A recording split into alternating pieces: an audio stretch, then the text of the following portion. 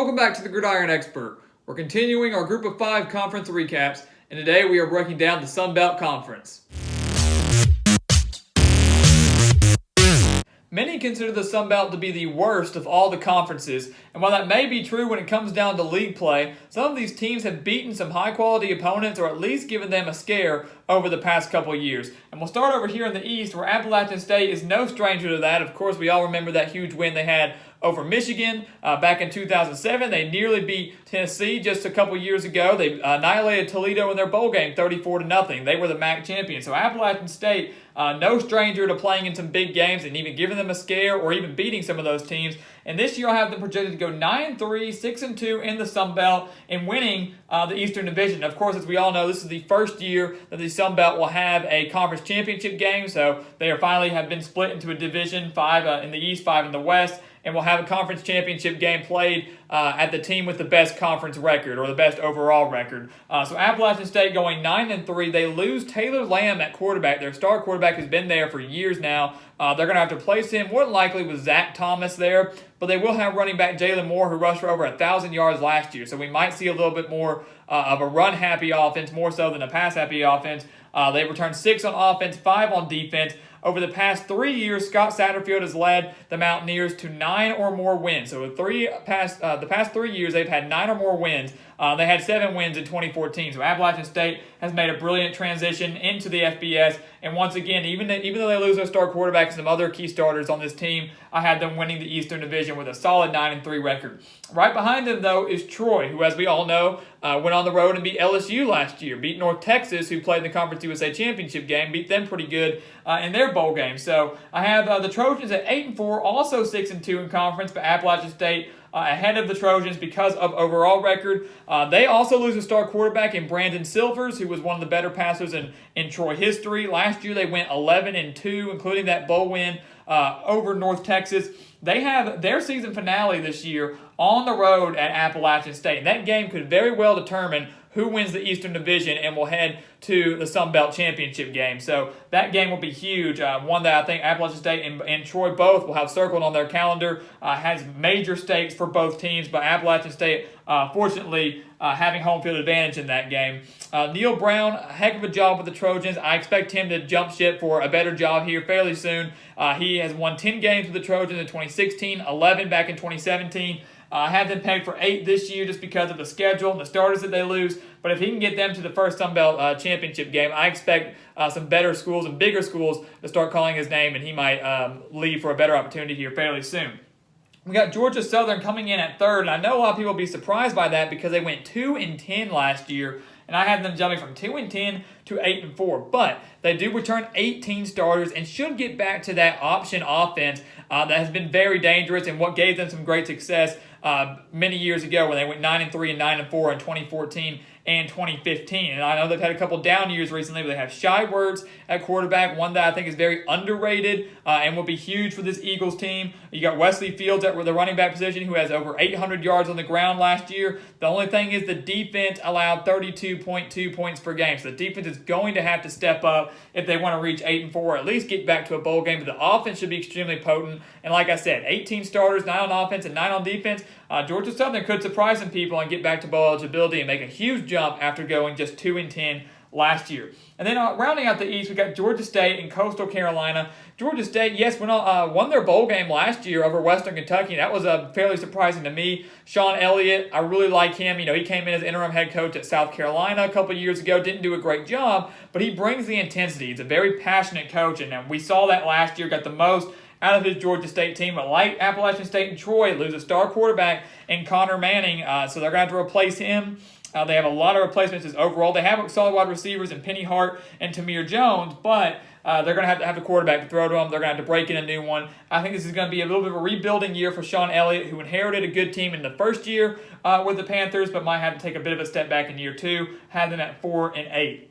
And then Coastal Carolina, making their transition to the FBS just last year, almost had an amazing year. They wouldn't have been able to go to a bowl game, but almost had a crazy year in year 1. They just went 3-9, but they had 5 games decided by 1 possession. 5 games. So they very well could have had an 8-win season. One of those games was on the road against an SEC opponent in Arkansas, where they just lost by 1 point. I believe it was 39-38. And lost that game in about in the final minute. So this is a much better Coastal Carolina team than the record last year indicates, and probably the record this year indicates, but they do have a tough schedule. The defense allowed 34 points per game last year. That's going to have to make a step up. I like Kilton Anderson at quarterback, though, so that's going to be huge for this Chanticleers team. But I've got the Coastal Carolina finishing 3-9 in the East. I know they're bowl eligible this year, or could go to a bowl game this year, but once again, it still takes some time. Anytime you make a transition to the FBS, it takes some time to build that up and try to become a contender in that respective conference. Over here in the West, no surprise to see Arkansas State finishing up at number 1, winning the Western Division, 9-3, 7-1 overall in conference play.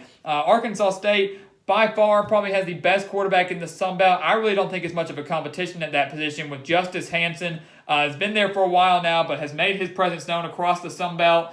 And really against any opponents that he plays. They have Warren Wand at the running back position, so you're going to have a solid 1-2 punch there. Blake Anderson, finally, Arkansas State found some consistency at the head coaching position. They had Hugh Freeze, they had Gus Malzahn, they had Brian Harsin, and finally Blake Anderson steps in. And all those coaches were only there for 1 year, and Blake Anderson is in. He's entering year 5 now with the Red Wolves. So that's huge for them. Last year going just 7-5. But this year the schedule works out a little bit more in Arkansas State's favor. They do have to go on the road to play Alabama. They do have to go on the road and play Tulsa. But in terms of Sun Belt play and all the other non-conference games, it works out very well. So I have them just losing one time in Sun Belt play, finishing 9-3, and they could very well be set up for an 11-win season if they can win the Sun Belt and then win their bowl game. We have Louisiana Monroe finishing second in the West, right behind Arkansas State. And really, the Eastern Division much more competitive, I think, than the Western Division. If you look at the teams you have here, the 3 teams there, all finishing 9-3 or 8-4, and you see a huge drop off from Arkansas State at 9-3 to Louisiana Monroe at 6-6, and then 3 teams that will not be able to go bowling. But we have the Warhawks returning 17 starters, 9 on offense and 8 on defense. And they're coming off 2 straight 4-8 seasons. So I think things are really going to change. I think the experience is going to be huge for this Louisiana Monroe team. And I think they finally are going to be able to break through and get to a bowl game, or at least have the chance to get to a bowl game. Hopefully they will get invited to one. So 6-6 there. And then I have Louisiana going 5-7, finishing 3rd in the West.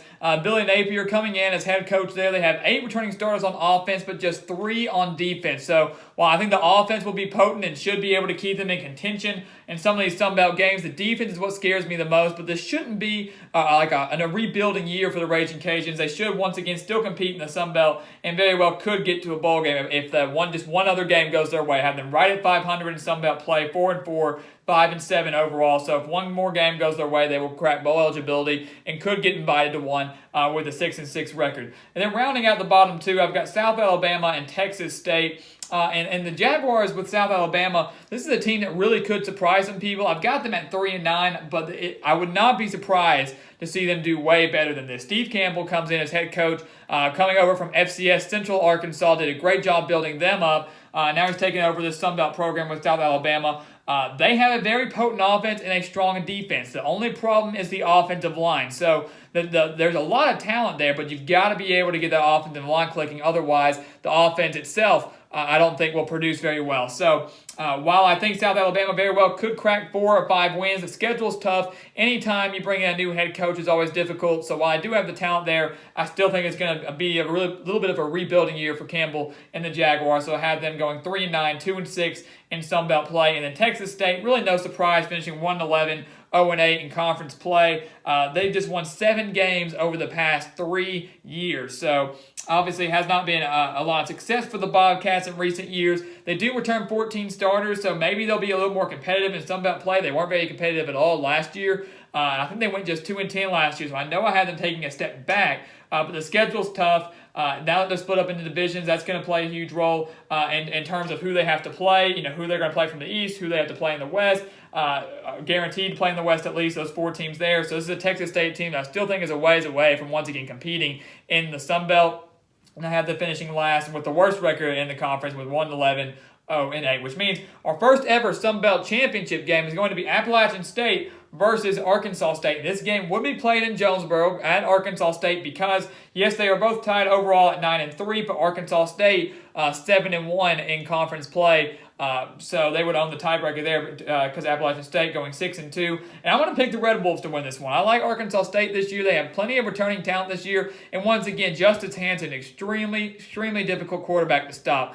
Very prolific through the air, very accurate through the air. Plus, he's a dangerous dual threat quarterback as well. He can beat you with his legs, and even if they can't, you've got Warren One in the running back position and a defense that I think could be sneaky good. So, like I said, this is an Arkansas State team that has the potential to win 11 games this year if they can beat Appalachian State in the Sun Belt Conference Championship game and then win their bowl game. And they might be going to a decent bowl game. Recent years, it's been New Orleans Bowl or GoDaddy or something like that. They could go to a better one. But this game is going to be huge. I believe these two teams are going to meet in the regular season, so they're all going to have to play each other.